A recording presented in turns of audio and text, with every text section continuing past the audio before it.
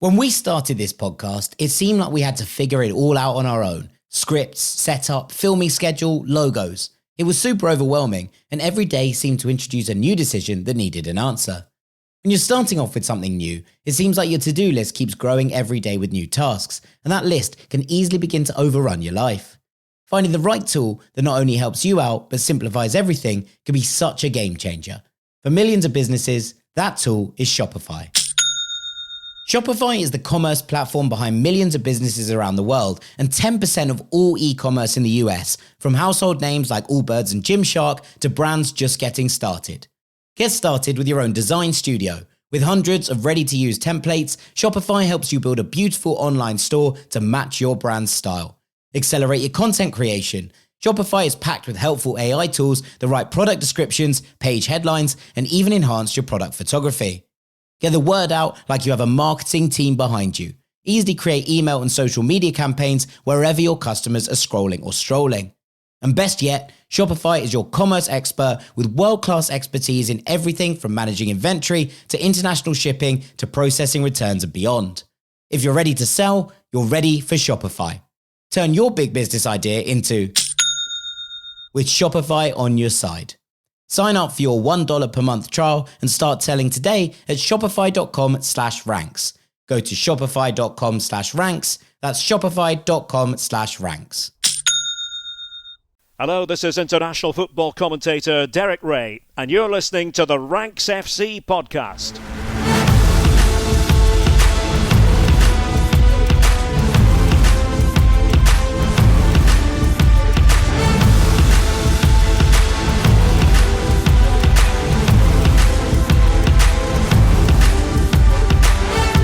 Hello, Rank Squad, and welcome to Ranks FC. It's your favourite transatlantic football podcast. My name's Jack Collins, and I'll be your host there. And joining me all the way from San Diego is Mr. Dean Jones. How you doing, mate? Hello, mate. Yeah, I'm good, yeah. Slightly scratchy voice, so if at any point you hear me struggling at any point, just to give me the benefit of the doubt just for this one week. But apart from that, I'm good. In sunny San Diego, there's no sign of sun today, in fact. Maybe this is why I've got a scratchy throat, because the season seems to have changed overnight. And we've got rain, of all things. This is the first time you've seen rain since you moved over. It's not the first time we've seen rain, but I reckon by the end of today, if it continues to rain, it'll be the longest spell of rain I've had in 15 months, yeah. And Wow. it'll be over the course of like 10 hours. So yeah, there's that. So maybe look. It says it's sunny again tomorrow. I shouldn't get too down about these things. It says normal. Just says on the new normal service resumed tomorrow. So we'll get. Well, that's good. That's good. Yeah, so it's something to hang on to. We'll out today. Yeah, fair enough. I mean, it's cold and rainy here in London as well, but I think we've come to expect that. We've turned the corner into October. And actually, we've just hit a milestone, Dean, so we should probably address the fact the Ranks turned 5 years old on Monday, the 13th of October. It was Ranks' 5th birthday 5 years ago, all the way back in 2020. We launched Ranks FC coming off the back of PR Football Ranks. And so I just wanted to take a moment to say thank you to everybody who's still listening, everyone who's stuck with us, everyone who's come over to the Patreon, everyone who's basically allowed us to continue doing this for the years that we have been. And it's pretty cool to have something that's 5 years old. We also have ticked over the 1,000 episode mark when you take all of the episodes here on the main feed, when you take the Truth episodes, and when you take everything that we've put out over on Patreon as well. It's over 1,000 episodes that we've been able to do in that time, which is a lot of content. It's about 40 days of straight content if we kind of work on the average, that it's about an hour a show, which is pretty nuts in many ways. And nuts. Yeah, just a moment to reflect on 5 years and to say thank you to everyone who's listened, everyone who continues to listen and has kept us going during that time. Absolutely. Yeah, I would raise a glass of champagne, but I'll raise a cup of tea instead to you. Yeah, too cold for champagne. Yeah, it's not good for scratchy throats either, mate. So I'll save that for if I ever see you again in person. But yeah, congrats to you, me, and Sam for getting through it all. For going for it in the first place. Like, it was not an easy thing to do, to start up an independent pod. Even harder to keep it going for 5 years. So thanks to everyone, that's stuck by us. If you have joined the Patreon particularly, then obviously that's even more support and even more listening that you've done to us over that time. If you haven't and you want to see what it's all about, please do feel free to reward us for our duties by going and signing up to the Patreon today. That would be the perfect gift to me and Jack right now. You can even take up the 3-month trial. That's there for you. But yeah, it's a good achievement, that, mate. I'm proud of it, and I hope you are too. Yeah, absolutely. Very proud.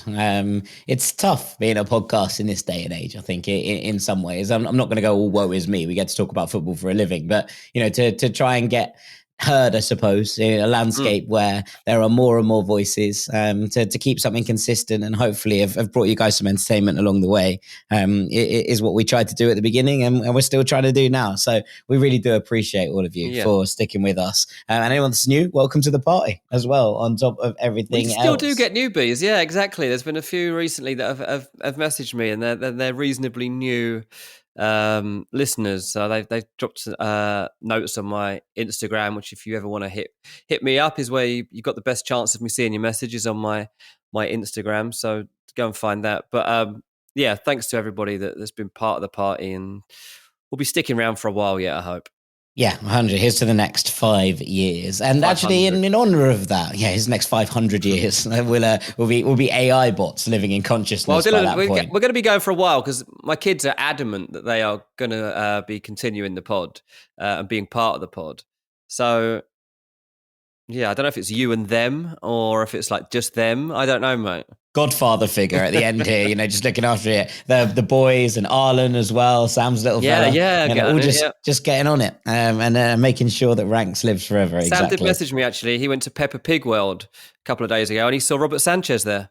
And actually, if you want a full breakdown of that, it's the opening bit of The Truth on Friday, which is going to be talking about Tottenham Hotspur and Thomas Frank. So you can listen to Sam's story about meeting Robert Sanchez at Peppa Pig World on that one on Friday. So make sure you're logged in. Obviously, I've been touting that Chelsea needed a new goalkeeper for a while. I didn't think it would be Daddy Pig, but they've done a swap deal. It's actually Sam Tighe. That's the that's the great takeaway from all of this. And to commemorate, or shall we say, or in celebration of 5 years, we're going to go back to an old staple of this podcast, the 5th version of this exact podcast, V5, of sacking or saving Europe's under fire managers. It's one that we've gone through the motions on down the years. It's one that we keep going back to every time. And I think it's important that it felt like a moment in the season to have a look at some of the managers who are under a little bit of pressure, whether that's from social media, whether that's from the fan bases, whether that's from their ownership, whether it's just where they are in the table. There's plenty to get stuck into. And I know that Dean is going to start us off in the Premier League, and then we're going to go onwards from that point across Europe on a little adventure as well. Yeah, well, let's just start with the most high profile one and start with Ruben Amorim. No point trying to drag it out and building up towards him. We all know he's going to be involved in this episode, so we might as well start with him. I guess you could say he's been given a stay of execution in some people's eyes, given that he's going to be the manager still when we come back from the international break. But I think it's more a case that the United board have always wanted to continue with Ruben Amorim. And fortunately, were given signs before the break that they don't need to consider replacing him at this stage. So the 2-0 win over Sunderland was good. But what was more important was that he showed a bit more willing in terms of his team lineup. And he, stuck to the same structure, but he brought in personnel that were more fitting to what he actually wants to do. And it worked. And they put in one of their better performances under Amorim.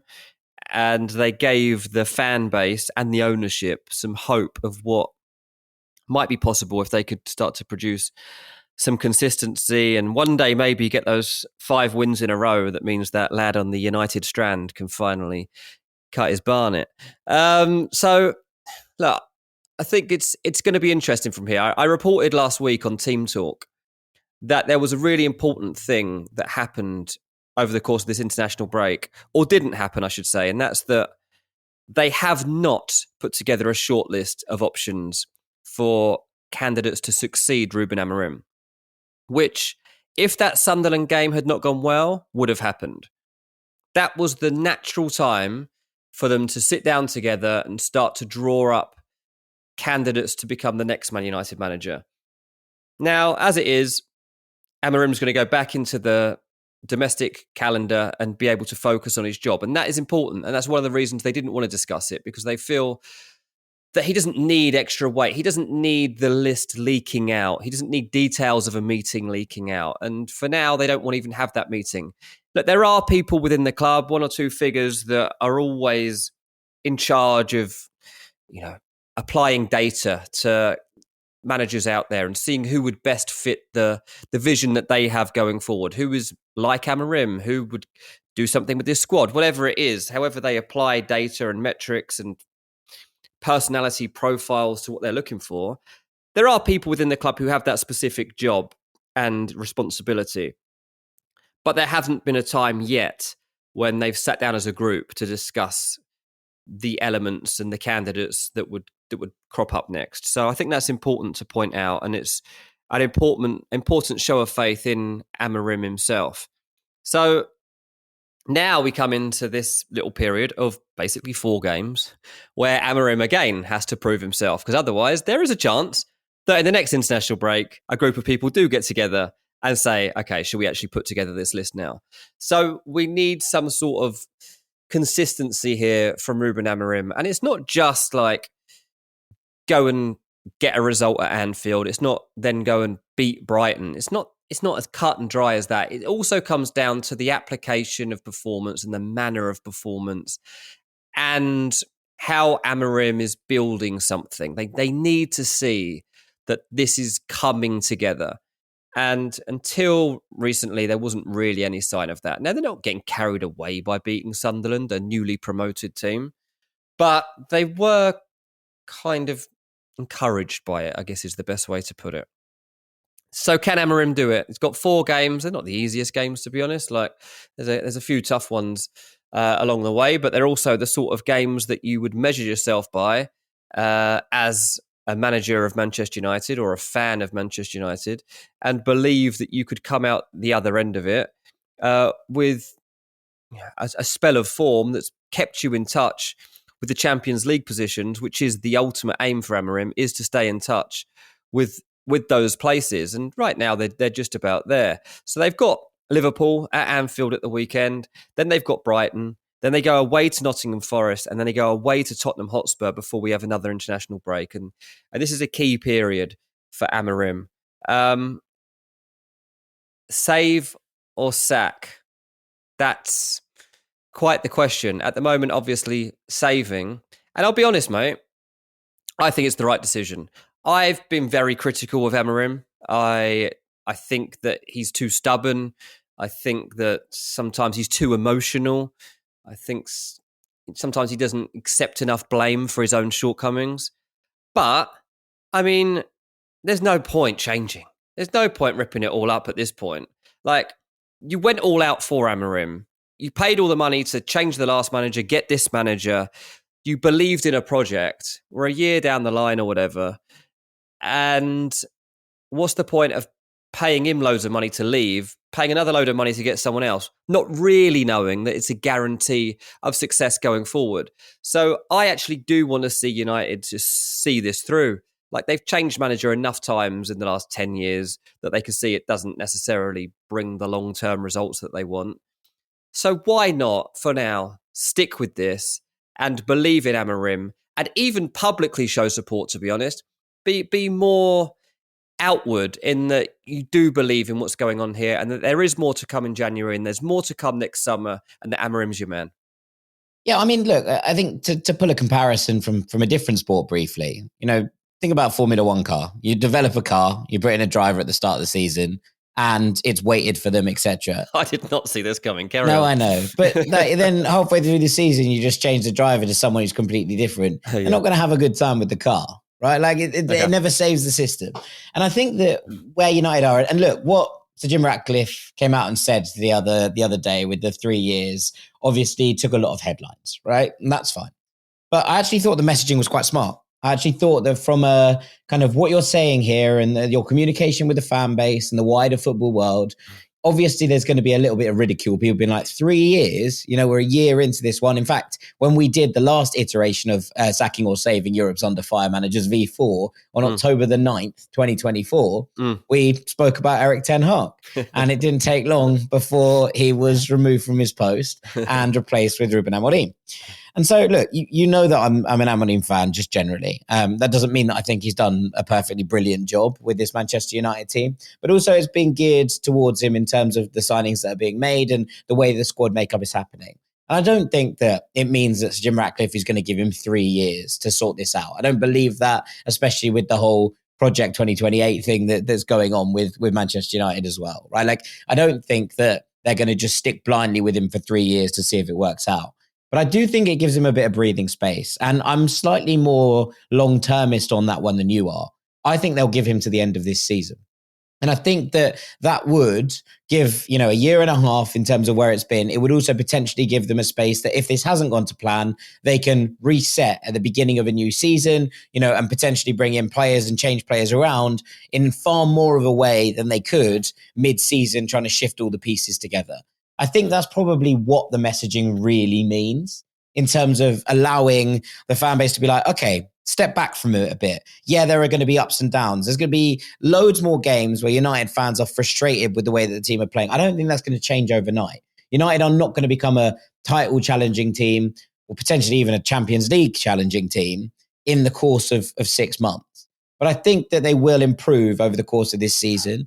And I've said this before on the podcast and on the radio a bunch of times, but actually if you gave Manchester United fans, or realistic fans at the very least, the setup at the start of the season said, these are your first 7 games of the campaign. In that time, you're going to play Manchester City, you're going to play Arsenal. Both of those are going to be challenging for the league. You're going to play Club World Cup champions Chelsea.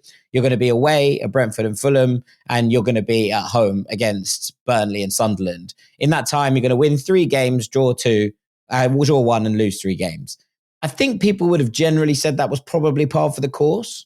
Like, maybe it's a little bit underwhelming in terms of you haven't got the big result or the big turnaround in one of those games. And look, I think they probably would have assumed that it was going to be one of Brentford or Fulham that they would have beaten and, maybe got the draw against Chelsea or lost against Chelsea in that game and changed it around from that respect. And we know that there were obviously caveats to that result. But I think that in general, if you actually look at that start of the season and say, yeah, okay, you're going to be 10th when it comes to the international break, but you're only going to be 4 points or even 3 points because it's probably 5 Champions League places off the back. Can be 3 points behind City. You're going to be 5 points behind Liverpool. I don't think that's dreadful considering where the two teams were last year in those comparisons. And I think that there has been some improvement. Not enough, I don't think, in terms of the narrative around Manchester United. And I don't think Amorim is getting everything right. But I think there has been improvement. And I do think that on the whole, it makes sense for United to just be a little bit more patient and try and build something. And you saw Mason Mount come out last week. I thought it was interesting and be like, this whole dressing room's behind him. And I think that's interesting. There's no need to come out and say that. You don't have to come out and be like, yeah, we really, really back the manager. And I know that there are, platitudes in football. I totally get that. But in terms of, in terms of actually, yeah, I get that. But in terms of actually where, he didn't have to say anything. He didn't have to make a statement regarding the manager. He didn't have to make the whole dressing room is behind him. I think it's been interesting that there hasn't been a load of commotion. It doesn't mean that everyone's happy. Can't imagine that Kobbie Mainoo is having a great time of it with the limited minutes he's getting. Fine. But I think that in general, there does feel like a sense that things are, in terms of behind the scenes, people are pulling in the same direction at Manchester United for the first time in a while. And perhaps that's something that they can cling on to. I think that this one will be. I don't think he's going to be getting the sack before Christmas. I don't think that he's going to be moved on, to be honest, from my perspective, before the end of the season. But I do think that it makes sense for United to stick and persevere on this one as well, at least for a little while longer. Yeah, I think, look, as soon as he isn't in touch with the top 4, then I think he'll lose his job. So at the moment, he's got to stick tight to that. And look, at some point, force a result that is unexpected, like surprise people with, yes, he beat Chelsea, but obviously the manner of it, with Chelsea having their goalkeeper sent off after 4 minutes and all the rest of it. It's kind of watered down, isn't it? So, go to Liverpool and put in a good performance and maybe get some sort of result. Nick a point. Build on this momentum that you're building at Old Trafford in terms of the wins, and make sure you win the Brighton game. Even if it's not perfect, win it. And then go to Nottingham Forest. You're expected to win that. Win it. And then be competitive in the Tottenham game. Maybe win it.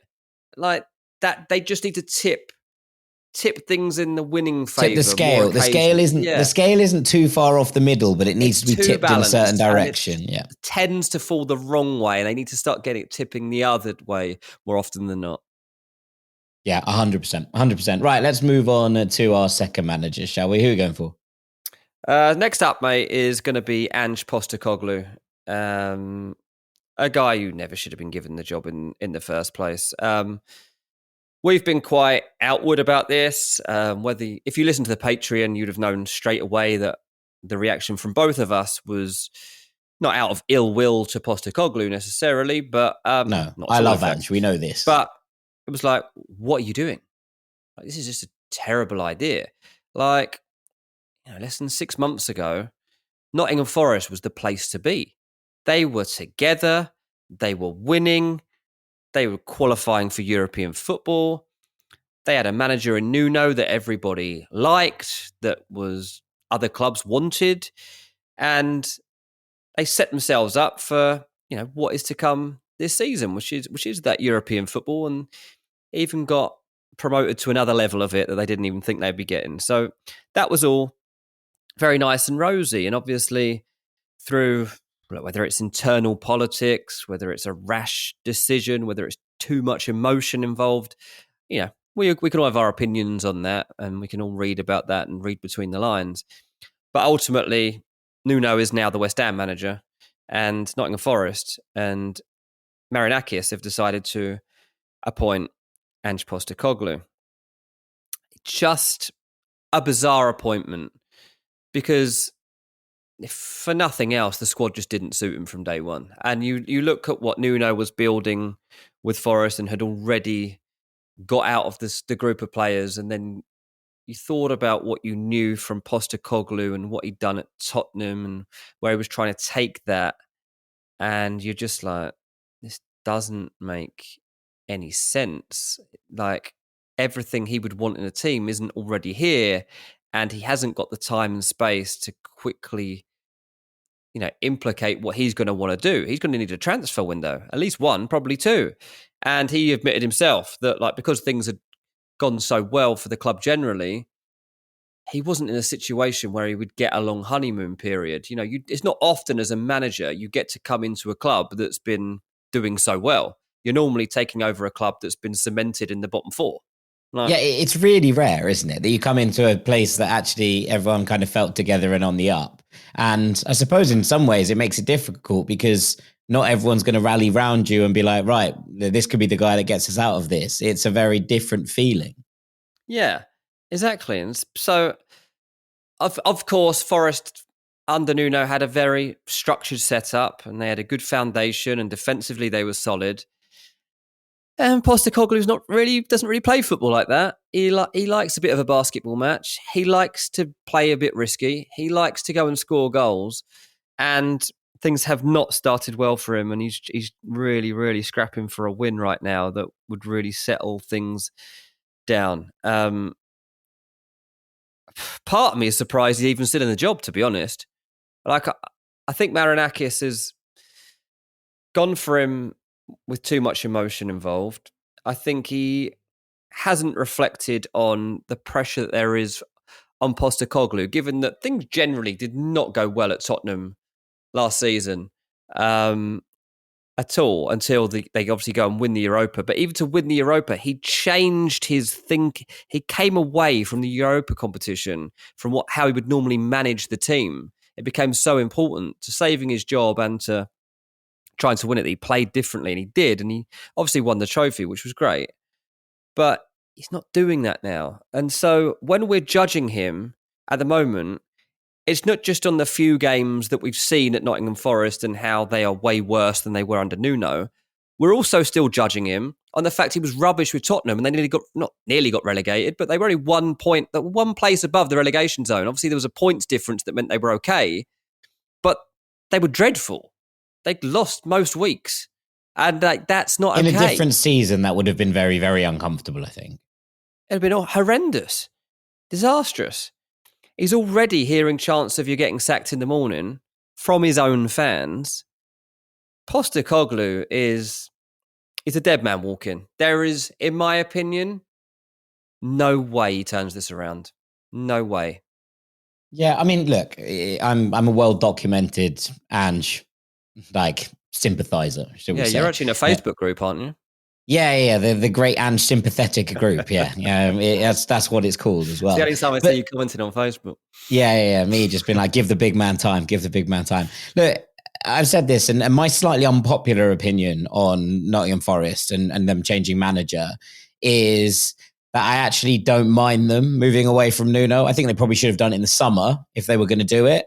But I thought that they started to get worked out towards the back end of last season. I thought there was a significant overperformance, and Nuno deserves major credit for what he did with that side. That's not to suggest that he has done a bad job, but I can understand why they might have moved on, right? Like, especially given the way that they slid in the back half of the season from potential Champions League place to, the edge of the Conference League and obviously then what happened with Palace, et cetera, back in the Europa League. But I can understand why they might make a change, and that maybe that wouldn't wash again this season, that teams would have worked them out a little bit because they were relatively one-dimensional. And it relied on Chris Wood overperforming to an extent that we hadn't seen before. And they've obviously invested a lot of money.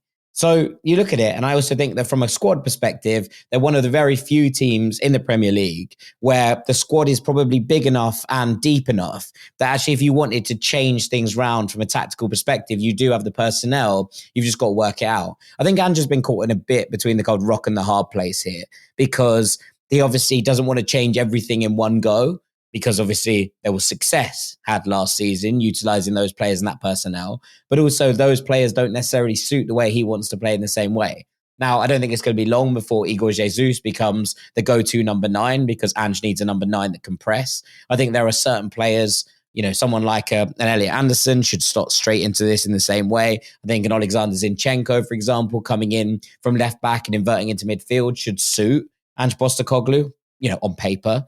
The problem is, I think that he's come in here at a difficult time. He's someone that needs time on the training ground in order to implement his methods and actually make them stick with a group of players.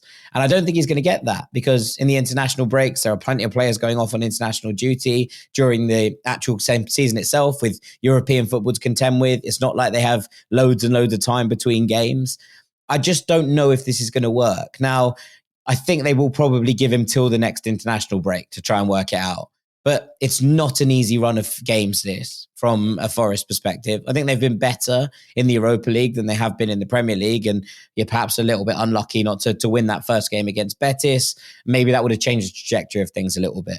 But I do think that this is probably one you're right on, in that it probably is a matter of time for Ange. I don't think that there's going to be enough time for him to sort his stuff out now. And I think that what we'll see is probably a change of manager from Forest in the next international break, and everyone will just kind of try and forget that this all happened. I don't mind them changing manager. I do think that them swinging from one side of the spectrum to the other in terms of how they were trying to play was probably slightly too dangerous a move in many regards. Yeah, I mean, look, can he even get to the international break is what I would ask. Like, first game back, Chelsea at home, a game that Chelsea will expect to go and win. Then they've got a Europa League game, FC Porto at home. That's a difficult game that I do not expect Nottingham Forest to win. Then you've got Bournemouth away, been one of the best teams so far this season. And you've got Man United at home. Okay, a game you're capable of winning that, but can you actually win it? Then you've got another Europa League game, Sturm Graz away. And then they've got Leeds United at home. So there are different tests there.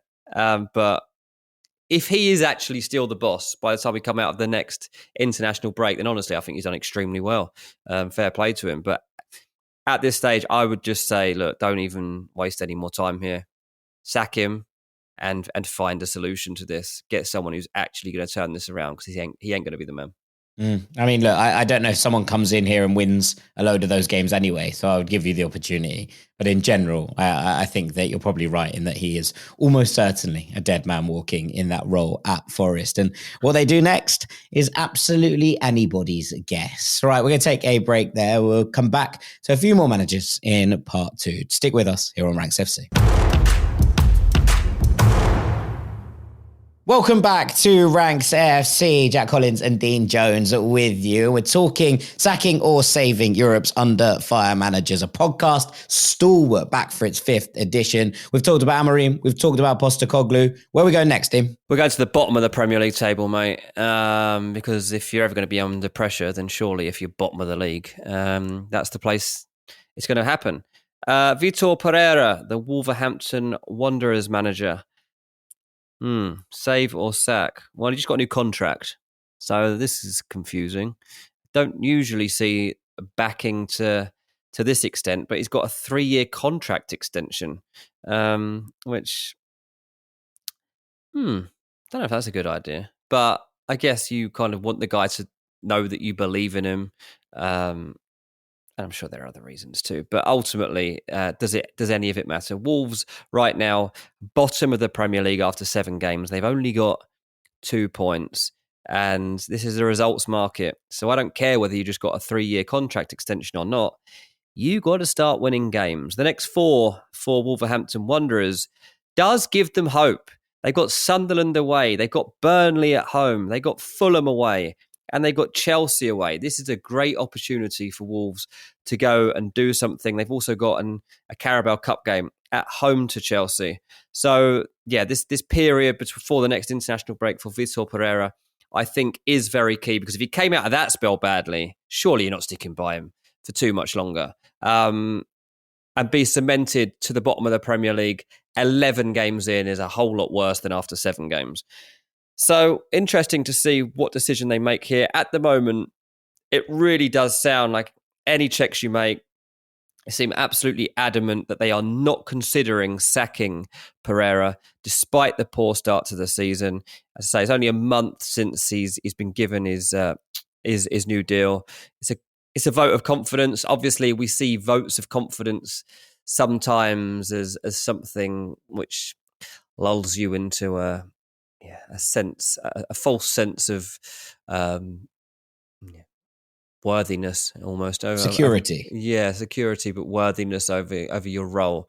There's got to be players within this squad that have their doubts, but they did lose Cunha, they did lose Aït-Nouri. Like these are key players that they've lost, and some of the players they thought they could rely on haven't performed well.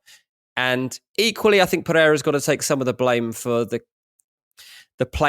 system that he's used, plus the personnel that he's used within that system at times haven't been great. I think he's sounded more accepting of that recently. I think he's going to play things a lot more basic when we get back into action.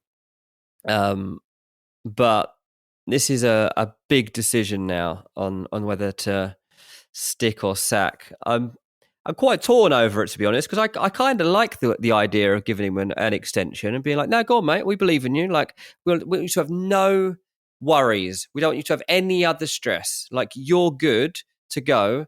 Just turn it around. Just go and fix it. Like, we've got to start winning games. And I say, these next 2 games are the platform for him to go and do that. Yeah, I mean, look, long-term listeners will know that I wasn't wild on this as a managerial appointment when it was made. And Vitor Pereira very much proved me wrong, I think, in terms of what I thought he could coach and what he ended up coaching. He put together some really impressive moments at Wolves. Now, it wasn't all brilliant. And part of last season's kind of climb away from the bottom of the table was also due to the fact that the 3 teams who were relegated ended up being pretty much dreadful the entirety of it, and then they ended up climbing above, a Tottenham Hotspur who were on a slide. And yeah, they finished strong, and obviously there was a good feeling around Pereira. He obviously got a good rapport with the fan base quickly. The whole points and then the pints thing worked wonders in many ways. Can't have the pints if you don't have the points, which has been the issue over the course of this season. My issue with this is that actually I think they should stick with him. And actually, I think they should stick with him long term, because my concerns around him were not about coaching a defense. It was about the fact that I didn't know how much creativity you could kind of pull out of the bag. And ultimately, he's been left short in that area anyway. So you're looking at it and saying, okay, where were Wolves' creative pulses last year? Where were the hubs? And you look at Mateus Cunha and you look at the fullbacks leaving in terms of Ait Nori down one side and club captain Nelson Semedo down the other. You know, players you can rely on to create opportunities and make things happen. And those players have not been adequately replaced, as far as I'm concerned. Now, Wolves have a very good midfield engine room of Andre and Joao Gomes, who I think are both very, very good, very talented Premier League players. And look, I'm lucky enough to do the radio with Sean Derry, who was Gary O'Neill's assistant at Wolves, and speak to him about this Wolves squad quite a lot. And his view on this situation is basically that Pereira's been handed a poison chalice, that there is literally almost nobody who could make this Wolves side creative, given the struggles that they have in making players who, or bringing in players who are able to take on that load that Cunha did. Now, again, there was a little bit of individualism in that, and there are still good players in this side. John Arias came in, took that number 10 shirt, hasn't really settled yet. We haven't seen, enough of him to make a sweeping conclusion, but the early signs don't look like he's going to be able to carry that can on his own. Ferran Lopez has played 6 months at Celta Vigo, a good 6 months, an exciting 6 months, but not someone you wanted to just chuck the can at and be like, right, he's gone. There are plenty of other players departed as well. Sarabia, I think, was one that probably will go under the radar for people in terms of what he was able to bring to the table at times for Wolverhampton Wanderers when no one else was stepping up. This is not a particularly brilliant Wolves squad. And they bring in like a Rocadare, who was an interesting presence in Belgium last season, but still missed a lot of chances. And for someone who won the Golden Boot and was like the top scorer in the Jupiler Pro League, he was someone who was not consistent in front of goal. And I don't think that's going to be like, oh, suddenly he's scoring 10, 15 goals in the Premier League to help keep Wolves afloat. I think Strand Larsen's an excellent player, but I do worry that there isn't enough creativity in this setup. I'm not 100% sure that that's Vitor Pereira's fault. And I think that if Wolves are going to work this out, it's going to be by grinding out results, grinding out 0-0s, grinding out 1-0 wins where they score, the odd goal from a set piece, or someone comes up with a flash of magic, a flash of inspiration, getting the ball into Strand Larsen and hoping that he does the business. And what I know about Vitor Pereira is that he can coach a defence. That's always been a part of the game plan that he's espoused. So I would stick with this if I was Wolves, because I don't think the situation they're in is going to be down to the manager when it comes to the end of this season. Okay, I think we're in agreement there. Then let's stick with Pereira. Let's give him a chance. He does need to win these. I would stick with Pereira. If I was Wolves, I would stick with Pereira even if they were relegated. That's how far I would go. That's a hot take. That is a hot take. But yeah, I see where you're coming from. Sometimes there's just no point. You just got to stick with something, right? Let's just end the Premier League with a quick debate around Scott Parker. Burnley started okay. They've started okay, but they are third from bottom in the table. Everyone's talking about being a hard team to break down. They're resilient. Lost 2-1 to Aston Villa last time out, 5-1 to Manchester City, 2-1 to Cardiff, couldn't beat Nottingham Forest. And then you go back to obviously a late 1-0 defeat to Liverpool, a late 3-2 defeat to Man United. Does it matter? Ultimately, they're harder to break down than they might have been in previous years in the Premier League, but they still aren't seeing out the job, and they don't have anything up the other end of the pitch to give them the edge often enough. Look, Anthony, I think is great for them. I really enjoy what he's been able to bring to them in the Premier League so far, but generally, are they going to score enough goals that keep him in this division, and are they going to be able to keep the back door locked for long enough? It's not really looking like it. Leeds up next at home. That's a big game this weekend for them. I personally look. Burnley knew what they were getting into with Scott Parker, and I think they should stick with him. But I know you're not going to say that, but I think they should stick with him because they knew what they were getting from him, and this is the way that he was always going to deal with life in the Premier League. And so it was always best possible case that they could come fourth from bottom. And he's still within touching distance of doing that. So carry on. Yeah, I mean, look, I spoke to a few Burnley fans before the start of the season, and having chats with them and kind of working out where they were. They were like, "Yeah, we're going to finish 20th." Right, so that was the kind of general consensus around the club. Now, I'm sure that that's not the what's going on at boardroom level, but that was the kind of gut feeling. And they were incredibly stingy last year from a defensive perspective. Part of that was CJ Egan-Riley, who obviously went off to France, and part of that was James Trafford, who's gone to sit on the bench at Manchester City. So you're going to look at that and say, okay, well, on top of that, you lose Josh Brownhill, who was top scorer and club captain from the centre of the park. You've lost a lot of the heartbeat. Now, I think that Burnley have actually recruited quite smartly in some ways. I thought that Florentino Luis was a really good pick, and Ugachukwu was an excellent player. That's a good midfield partnership. Two Premier League players, I think, in there. I think the truth is you have to kind of work out what you want if you're Burnley. If you think that 17th is the absolute cap and that's how you're going to try and do it, then fair enough, you stick.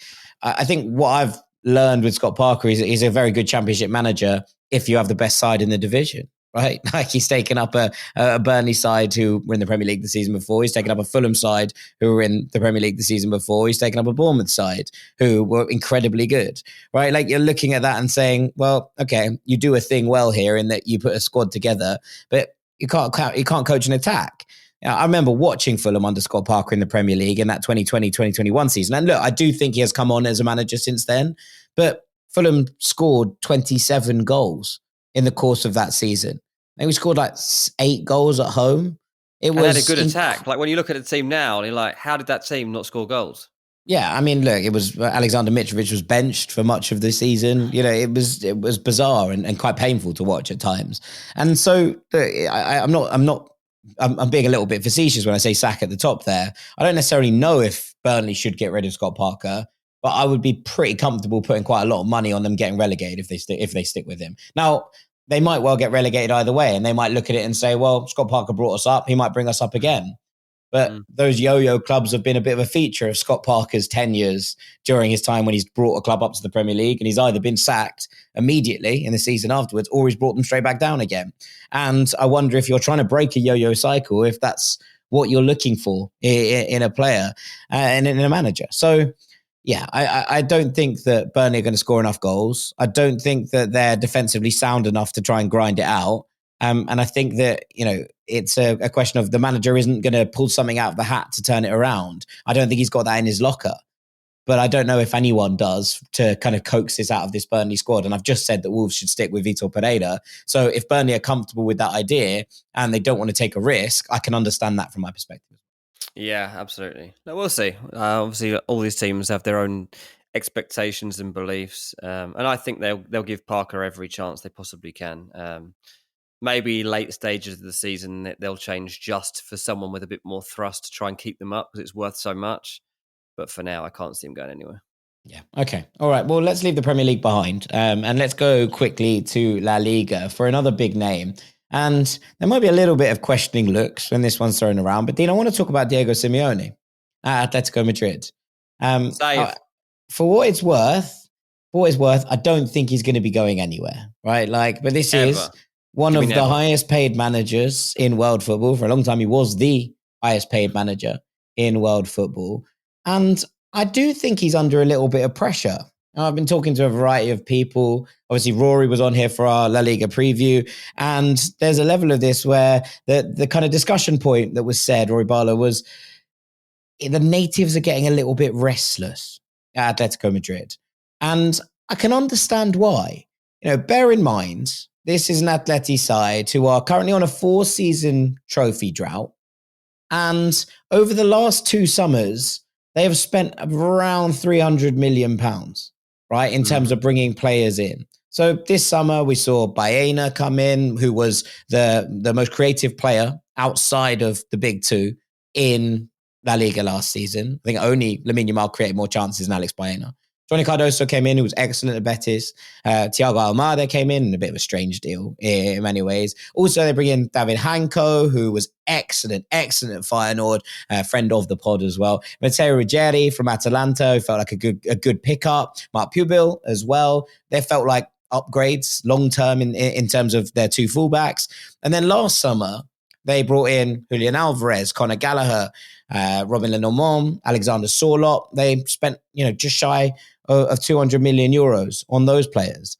So there's an article on The Athletic about this. It was about a couple of months ago from Dermot Corrigan, but he was basically saying that they've spent around 350 million euros on new players in the last 2 summers. And they've made player sales of around 170. So they've basically, put an outlay, like a total outlay of about 180 million euros. It is money akin to what Real Madrid are spending in terms of general outlay and how much they're putting into players. And yet already in La Liga, they find themselves 8 points behind Real Madrid after 8 games and 6 points behind Barcelona. And they're 5th. They're currently outside of the Champions League spots. And maybe this is the kicker. Atleti haven't won a game away from home all season. The last time they won away from home was a 4-0 win against Girona on the final day of last season. And I look at that and I'm looking at their away record. And even if you stretch back into last season, it's not great. It really, really isn't great away from home. And at this point, we're looking at a draw with Celta Vigo before the break where they had a man sent off. They've drawn away at Mallorca where they had a man sent off. They drew away at Alaves. They lost 2-1 away on the opening day of the season to Espanyol. Now, they were a bit unlucky that day, right? Like they were a little bit unlucky. But that is not good enough to keep pace when you have a Real Madrid and a Barcelona who are battling for supremacy at the top of the table. And I do wonder if there are people who are starting to get a bit itchy with the idea that Diego Simeone has risen this club up 100%. No doubt about it. He has done an incredible job bringing Atletico Madrid and turning this from a big 2 to a big 3 in many ways in Spain. But I do wonder if there is an element of it now, like, is this the ceiling? Have we reached the ceiling? Are we past the ceiling of what Diego Simeone was able to do for this club? And I do wonder if, a big name manager came onto the market, if Atleti might just have a sniff. Yeah, I don't know. I mean, look, there's probably a sense of fatigue that comes with the fact that Simeone's been in charge for hundreds and hundreds of games over 13 years or whatever it is now. So, even motivating yourself for that long in any job is hard to keep rebuilding teams. And then this time rebuild with also a sense of expectation, brings another level of pressure and maybe overthinking at times. So you've just got to consider that, if you get rid of him, you're changing everything. Like this is akin to, I don't know, getting rid of Wenger at Arsenal or something, because it's such an upheaval. It's such a change. Like what we see of Atletico Madrid, what we know about Atletico Madrid, the identity that they've got, it's just him. This is his team. And as soon as he's gone, you don't have that anymore. You're completely restarting. And we've seen, I'm only talking about English football here, but what it's like when you have such an era of authority from one person over a group of players, over the running of the insides of that club. And when they go, how difficult it is for the next person to come in and not stabilise, but succeed in any sense. And it can take a while. So that's where the fear will come. And it's going to happen at any point. Whenever Simeone ends up coming, whether it's now or whether it's in a couple of years' time when his contract's winding down. I can't say, I know this. He's had some public backing recently, to be honest. Like there's obviously been talk about this because of the situation he's found himself in. It doesn't sound like it's going to be any sort of imminent sacking. And I can't really push to say that he should be sacked. But it is getting interesting. And there is a weird part of me that wants Simeone to get sacked because I just want to see what somebody else would do with this team. What I do think is just interesting about this, and then look, I agree with you. I think you at the very least you don't publicly sack Diego Simeone in the middle of a season. Maybe you amicably part ways at the end of it, right? Like I don't think he's going to get sacked. But in terms of, I do wonder sometimes, and there is an element here of careful what you wish for. Sure, 100%, no doubt about it whatsoever. But there's this kind of sense that he is always like, oh, Atleti can't compete financially with Real Madrid and Barcelona. I'm looking at their spending in the summers and saying, really? Like, it looks like you are. It looks like you're competing financially. The brand new stadium, the expectation that comes with being, a European powerhouse now, I think is a fair thing to call them. If someone draws Atleti in a Champions League game, no one goes, oh yeah, that'll be an easy one. Like they exist within that kind of circle and that kind of sphere. And ultimately, there is a sense that he's always kind of thrived on being the kind of plucky underdog. I wonder if that doesn't exist now, that there are players here, Julian Alvarez, one of the world's best players, one of the most talented players on the planet. I don't know if you can have the same, we're the plucky underdogs with that kind of spend and that kind of players. I think they will expect to be like, no, okay, we're superstars. We need to go and prove we're superstars. That's a level of coaching which is kind of different to anything else he's done in the past. Yeah, that's true. Yeah, you can't have players like that and say that we're underdogs. I mean, you could say compared to Mbappe or Lamine Yamal, he's still not in that bracket. But in terms of only the rest, because of only on PR. Yeah, well, a lot of it, obviously. Yeah, I mean, there's obviously marketability here, and Julian Alvarez doesn't seem to have put much focus onto that side of his career because there are definitely some players of that quality that would have become more of a poster boy, if you like, in the game than he has been. But he's undoubtedly like one of the best players in the league and in the world. In the world, yeah. It's an interesting one. Difficult to defend that. Yeah. I agree. I don't think they're going to sack him. And I don't think they should. But maybe if this is another trophyless season, that would make it 5 in a row. Maybe things change at the end of the campaign. Right, we'll take another little break there. When we come back, going to run through a few other managers who might be under a tad of pressure. Stick with us here on Ranks FC. When we started this podcast, it seemed like we had to figure it all out on our own. Scripts, setup, filming schedule, logos. It was super overwhelming, and every day seemed to introduce a new decision that needed an answer. When you're starting off with something new, it seems like your to-do list keeps growing every day with new tasks, and that list can easily begin to overrun your life. Finding the right tool that not only helps you out, but simplifies everything can be such a game changer. For millions of businesses, that tool is Shopify. Shopify is the commerce platform behind millions of businesses around the world and 10% of all e-commerce in the US, from household names like Allbirds and Gymshark to brands just getting started. Get started with your own design studio. With hundreds of ready-to-use templates, Shopify helps you build a beautiful online store to match your brand's style. Accelerate your content creation. Shopify is packed with helpful AI tools that write product descriptions, page headlines, and even enhance your product photography. Get the word out like you have a marketing team behind you.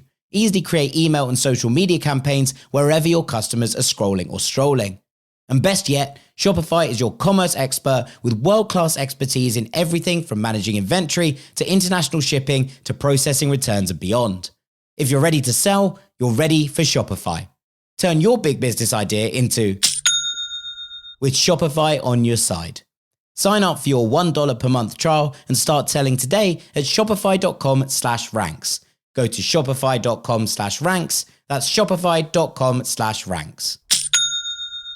Welcome back to Ranks FC for our third and final part. I want to just whip through a couple of other managers. We've done most of the big names now, but Dean, sticking in La Liga for a minute, I wanted to come to Sergio Francisco at Real Sociedad. Now, Real Sociedad have become a bit of a mainstay towards the top of the table. There's been cup wins in recent years. There's been relatively consistent European football. And Imanol Alguacil was seen as one of the most innovative coaches in the game. It got a bit stale last year and he decided to step away at the end of the campaign. And so Real Sociedad decided to promote from within. And they basically decided that at that moment, they were going to promote Sergio Francisco, who had been doing a pretty good job with their youth teams. Now, after 8 games in La Liga, they find themselves with 1 win, 2 draws, 5 losses, and 19th in the table, level on points with Mallorca, who are bottom of the league. Now, there's a couple of teams clustered around them. Girona, we'll come on to in a minute. Real Oviedo, who were promoted. Celta Vigo have not had a great start to their campaign. They haven't actually won a game yet. They just draw 1-1 all the time. But in terms of where Real Sociedad will expect to be and have comfortably found themselves in recent years, sure, they were mid-table last year, but there was no sense whatsoever that they were going backwards to the same degree. And this is a worrying start from them and their perspective. Now, obviously, they lose Martin Zubimendi in the summer, who was very much the heartbeat and someone who was, making a lot of things tick around him. But it wasn't a summer that you looked at and thought, oh, okay, they've been absolutely decimated in terms of players leaving the club.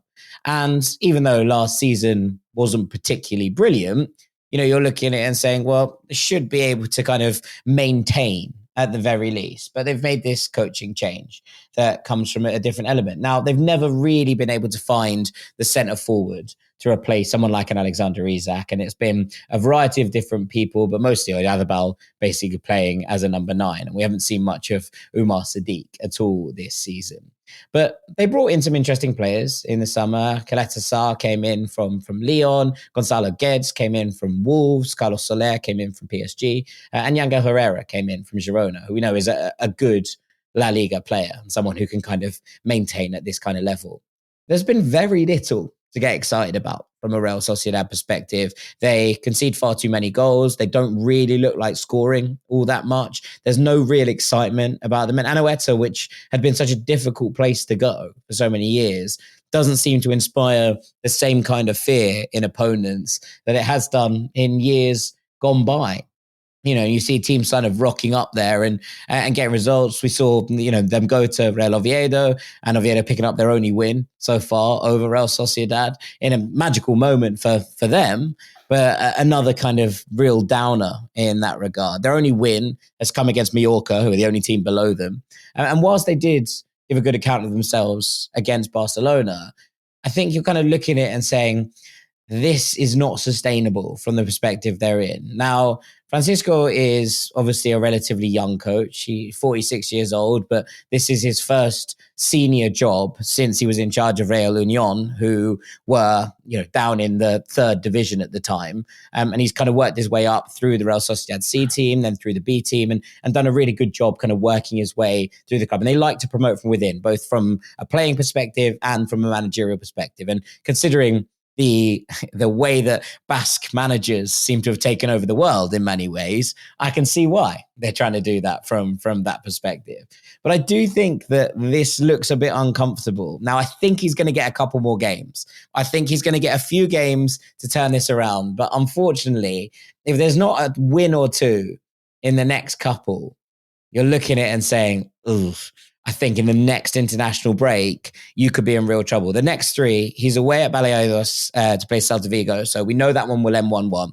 Then they're at home against Sevilla, who obviously just hammered Barcelona. And then they have the derby against Athletic Club, also at Anoeta, before they play Elche away. That's 4 games. Now, on paper, there's 3 winnable games in there, and then the derby, which, can go kind of anywhere. But if they don't turn this around in this 4-game period, I don't think that Sergio Francisco is going to get much longer to flip this about. I think they're probably right to give him these 4, but I think they need a minimum of 5 points out of these 4 games or he's in big trouble. Yeah, at least he seems to have that a crop of teams above him they can pull back in there as well with they're not that far adrift or anything at the moment. Like that pack from 13th down to Mallorca, even who bottom. They're only separated by 3 points. That's tight. This could be an amazing relegation battle, by the way, if this sticks out for the pattern of the season. But yeah, it's an unexpected situation to see them in. Obviously, I don't follow Real Sociedad that closely, but I definitely don't expect to look at a table and see them in 19th. So even as a result of that, you expect he's under big pressure, and there's no way that they'll ride that out for too long. Yeah, 100%. The other one in La Liga worth touching on quickly is Girona, who obviously were the surprise package of 2 seasons ago and went on that incredible campaign where people thought they might challenge for the title for a little while. And then they played in the Champions League last year. And look, I don't think embarrassed themselves on a Champions League level, but ended up right in the thick of a relegation battle.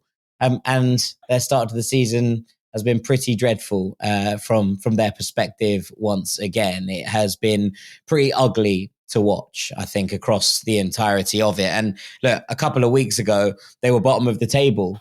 And Michel came out, the manager, and said, well, the table doesn't lie. I'm the worst coach in La Liga, which isn't a great sign from anything. Now, there are mitigating factors here, right? Like, he is the coach who brought them to those major highs. And since then, the club has been pretty much stripped of most of the players that were able to kind of pull that off. And they've not been replaced adequately whatsoever. But after just one win from 8, and they're just a point above where Real Sociedad are, there just feels like nothing to stick with. And he keeps coming out and making really bold statements. And look, I rate this. I love it when managers come out and say bold things, but comes out and was like, we're not a team. I'm disappointed with them all. You're like, look, there's one thing you can come out and say, and you can be like, look, the quality of the players that we were, and he has said this as well, but quality of players that were there 2 years ago are not here now, and I'm not able to get the same amount out of these players. Fine. Absolutely no worries with that. But coming out and basically saying, we're not a team.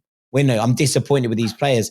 That's your job, I'm afraid, as the manager, right? Like, that is your job. The very, very least, you need to pull these players together. And I would point to Sevilla. I spoke about Sevilla at the start of the season, and the fact that they haven't been able to sign players, the fact that it had all kind of felt like it was going down the drain. They weren't able to bring in anyone new for a club that finished, a point above the relegation zone last year. And Matias Almeida has turned this, kind of ragtag group of players into a unit who are fighting and dying for each other on the pitch. And it wasn't what I expected to see whatsoever. I thought that this was going to be a real problem year for Sevilla. And instead, what we're seeing is, whether that be young players or kind of players that people thought were past it, old timers, people that have been released from other clubs, banding together around a manager, finding themselves 6th in La Liga, putting together the first win over Barcelona in 10 years. And at the other end of it, you have a Girona side who, admittedly are nowhere near the quality that they were a couple of years ago, but who seem to not be able to pull it all together in the same way. And for me, I think that's the real worry about this. And I can't believe I'm about to say this, but I think it might be time to go. I think they might need some fresh looks at this, some fresh blood, and someone who's going to be able to actually just get this group of players to buy into a way of thinking. I don't feel like, with the words coming out as Girona in the same way, that Michel might be that guy anymore. I also think Barcelona are going to look forward to playing against them. After a couple of disappointing results, like, they'll be looking for a big win, and I think that they might get it here. So it could be about to get worse. Yeah, not great. But I think Michel might be on borrowed time. This is someone who 2 years ago people were talking about as a potential successor to Pep Guardiola, but it's unraveled very, very quickly. And again, I'm not sure Pep Guardiola would do that much better at the moment with them. No, I mean, who knows? I don't know where they will go, but it's going to be very interesting indeed. Let's go to Italy quickly, just to wrap things off with a couple more. And someone I'm intrigued by is Stefano Pioli at Fiorentina. And I tell you, Dean, it looks very, very ugly from a Fiorentina perspective right now. This is a team absolutely all over the place in terms of where things are. And look, again, there's more backing from the management. Rocco Commisso has come out and basically said that Stefano Pioli is doing a very, very good job. Also, so is sporting director Daniele Prada and the general director Alessandro Ferrari. Their jobs aren't at risk, and I think they're all doing a great thing. I don't, if I'm being perfectly honest with you. This is a Fiorentina side. And look, the return of Pioli was quite a nice thing in the summer. He's someone hugely respected in Florence, someone very much loved by this fan base, and who has a ton of credit in the bank from the way he has acted in years gone by, plus what he's been able to do in the game. But it's really, really been ugly. They're on 3 points at the moment, 0 wins from 6 games in Serie A, 3 draws, 3 defeats. They haven't been god-awful, is something that I would say. And now that's not high praise, but it's something, I think, in many ways. And the fact is that you're looking at this and saying that the signings haven't really gelled. The kind of changes in setup haven't worked. And we've seen Pioli trying to fix things. We saw a 4-4-2 against Como. It didn't work. It worked in the first half, and then, it fell apart in the second. He's gone back to his 3-5-2. The only wins and the only kind of real joy that Fiorentina have had in the season so far has come in the Conference League, which is, where they feel most comfortable in so many ways. But ultimately, Fiorentina don't really have any wingers. There's an excellent article about this on Viola Nation by Tito that I was reading the other day. And it's like, There is no width whatsoever in this team. It's the reason that they've played a 3-4-2-1 for the last couple of seasons. Palladino used that formation to great effect last season at times. And ultimately, it doesn't feel like they have any ways of making this stick. Moise Kean feels like he's taken a step backwards. Edin Dzeko doesn't look like he's settled whatsoever. Roberto Piccoli, who was brought in, doesn't seem to be able to play with Moise Kean. So he's been kind of rotated in and out of the team. This is someone they paid 25 million euros for. And Pioli is trying his very best, his level best, to be able to actually make something stick here. But I'm starting to feel like he might not be the guy. I think that it's going to be very difficult for Fiorentina to sack him. And after what happened with Palladino, him signing a new contract and then walking away to no other job, he remains on the sidelines in Serie A football, is a bit of a strange one. But I do think that you're looking at this and saying it doesn't feel like Pioli is getting the best out of this squad. I hope I'm wrong, and I think he will get the next couple of games. And perhaps those games, it starts to come together. But from everything I've seen from Fiorentina this season so far, it doesn't look like he's the man to get the best out of this group of players. The ones who were there before have taken a step backwards, and the new lads have failed to really lift anything whatsoever. Yeah, and they really do look like they could start getting cut adrift as well. Like, that's a worrying position for them to be in, obviously a very unexpected one. So that combination is never going to be good for him. I think you're right. Like, obviously you're more tuned in and emotional about Fiorentina than I am, but that does not look good. And I think he probably is going to be on his last leg soon. Let me go to one you might know a tad more about. Maurizio Sarri at Lazio. Yep. 6 games played, 2 wins, 1 draw, 3 losses, including a loss in the Derby della Capitale, the game that matters the most in Rome. And Maurizio Sarri is doing his whole "I've been dealt a bad hand here" shtick. Now, he does have a point. Let's put the context in this one. Lazio were hit with a transfer embargo in the summer, meaning that the only players they were able to sign are the same ones from last season. Now, Sarri wasn't told this, apparently, before he signed the contract to come back as the manager. And then he was like, oh, right, yeah, you can't sign any players. There were plenty of people on the market that he really wanted to bring to the club, and he couldn't bring any of them in. It's not been a great start. I think from anyone's perspective, and losing the derby is a bit of the cherry on the cake on that one. And to make matters worse, Tati Castellanos, who Sarri doesn't love, we should make clear, but who has scored a bulk of Lazio's goals over the course of the last campaign or so, is now out for a couple of weeks as well, to just add injury to insult, should we say, rather than the other way round. But it just feels like everything's a little bit up in the air. They keep being involved in really nuts games. The 3-3 against Torino was genuinely mad. They conceded a 93rd minute goal to give Torino a 3-2 lead, and then scored a 103rd minute penalty to equalise. There's a couple of players coming back from injury. Patrick's coming back in. I think Cancellieri seems to be stepping up, which is a nice element that the Lazio fans can kind of get behind in many ways. But I am a little bit worried about this one. I don't think Lazio have the depth or the quality to challenge for European football. And I don't necessarily think this is Sarri's fault. I think that he has been dealt a bit of a bum hand in many ways. But I don't know if he's going to be given the leeway to not challenge for European football. I don't think that would be seen as acceptable at Lazio. And I think it sets him up for a pretty difficult situation all in all. Mate, I was worried as soon as I realised that Sarri Ball is dead. There's these quotes from Sarri himself. And he said, I've changed my tactics to better suit the players. This Lazio team is one that runs, needs to find space and counter-attack. Then we need to see if we can find balance, as there's no point in scoring 2 goals a game if we're conceding 2 or 3. This isn't Sarri Ball. Well, he's not wrong. And I'm like, oh no. He shouldn't be having to do this at his age and stage. Poor old Sarri. So it's done. If Sarri's having to change his tactics, he's getting a sack. Not saying it's imminent, but he ain't going to last. I got no hope in that. I'm sorry. Yeah. I actually do think you're probably right. I don't think it's his fault, and he hasn't been given the players to which to kind of implement his style. But I do think that it's probably better that they find someone that can get more out of that group of players and will buy into what they do have on the table, which is, there are qualities there that you can utilize. They're just not necessarily suited to Maurizio Sarri. So we will have a look. Final one, and I just want a quick thought on this. I don't think he's going to get the sack, and I don't think he should get the sack.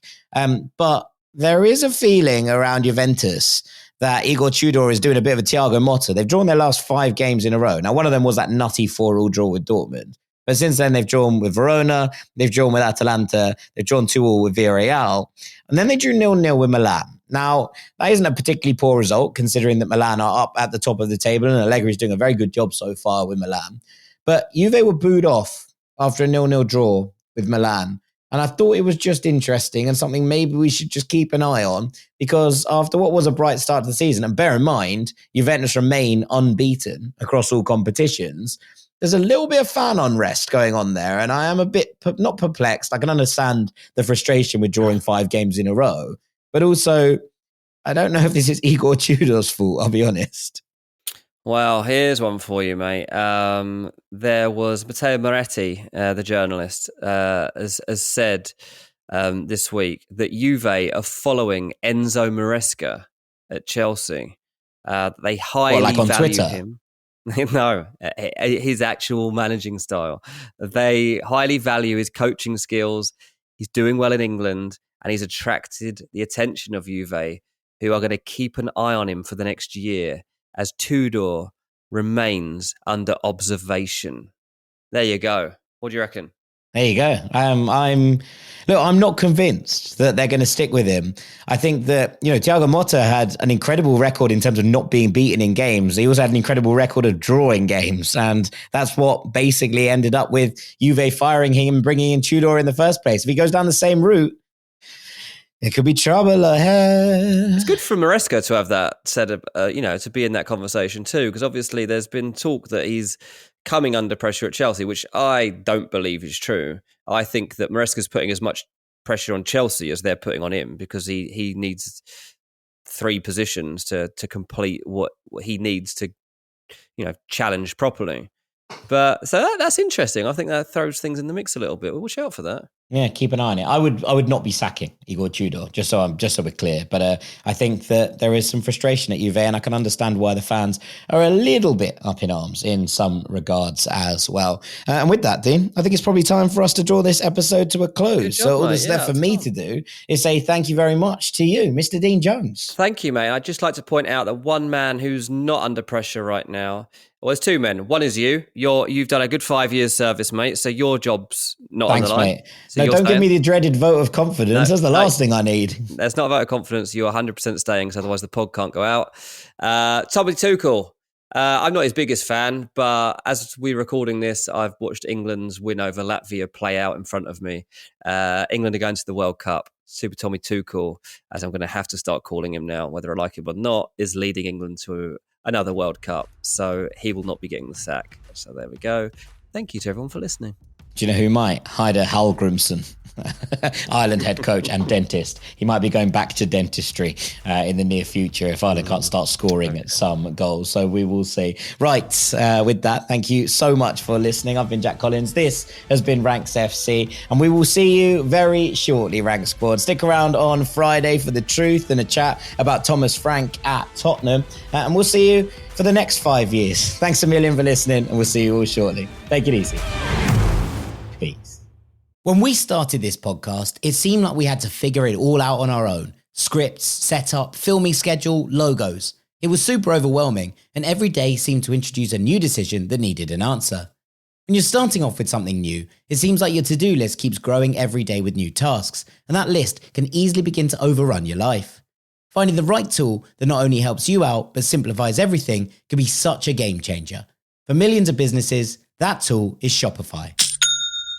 Shopify is the commerce platform behind millions of businesses around the world and 10% of all e-commerce in the US, from household names like Allbirds and Gymshark to brands just getting started. Get started with your own design studio. With hundreds of ready-to-use templates, Shopify helps you build a beautiful online store to match your brand's style. Accelerate your content creation. Shopify is packed with helpful AI tools that write product descriptions, page headlines, and even enhance your product photography. Get the word out like you have a marketing team behind you. Easily create email and social media campaigns wherever your customers are scrolling or strolling. And best yet, Shopify is your commerce expert with world-class expertise in everything from managing inventory to international shipping to processing returns and beyond.